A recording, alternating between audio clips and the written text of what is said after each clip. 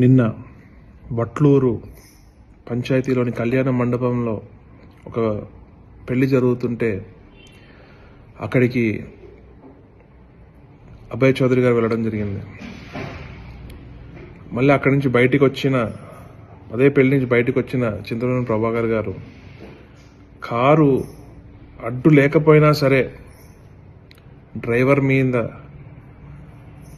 చెప్పరాని బూతులతో విరుచుకుపడి సమాజమే సిగ్గుపడేలాగా బూతులు మాట్లాడుతూ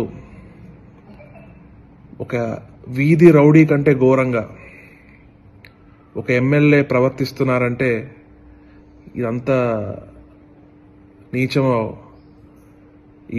ఈ పరిపాలనలో జరుగుతుంది.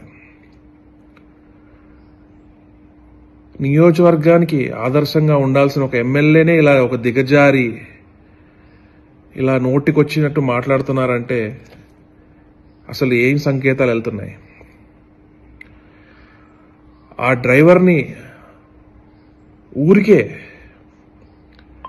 ఏ తప్పు చేయకుండా ఆయన్ని మీద పడి తిడుతుంటే వైఎస్ఆర్ కాంగ్రెస్ పార్టీ నాయకులు దగ్గరికి వెళ్తే ఆపడానికి వారి మీద దాడి చేసి మా పార్టీ నాయకులైనటువంటి జానంపేట బాబు గారి మీద, అలానే జితేంద్ర గారి మీద, ప్రవీణ్ గారి మీద, కృష్ణ గారి మీద దాడి చేసి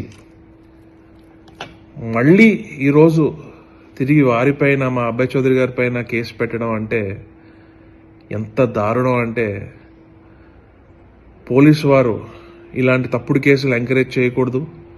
అక్కడ వాస్తవాలు ఏం జరిగినాయో సీసీటీవీలు అన్నీ ఉంటాయి.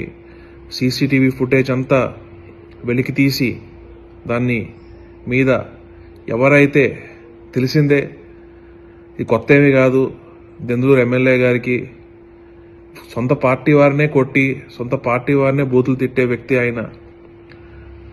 మరి ఆయన మీద చర్యలు తీసుకోవాలని, అలానే అభయ్ చౌదరి గారు ఊర్లో ఉన్నంతకాలం ఆయన్ని ఎటువంటి ఇబ్బంది పెట్టకుండా ఆయన పైన ఆయన చేసుకుంటున్నాడు. ఆయన ఏమీ అల్లరి సృష్టించట్లేదు, గొడవలు పెట్టలేదు. ఆయన పైన ఆయన చేసుకుంటుంటే స్వయాన ఎమ్మెల్యేనే ఇలా దిగజారుతున్నాడంటే ఇది ఎంత ఘోరం ఇది.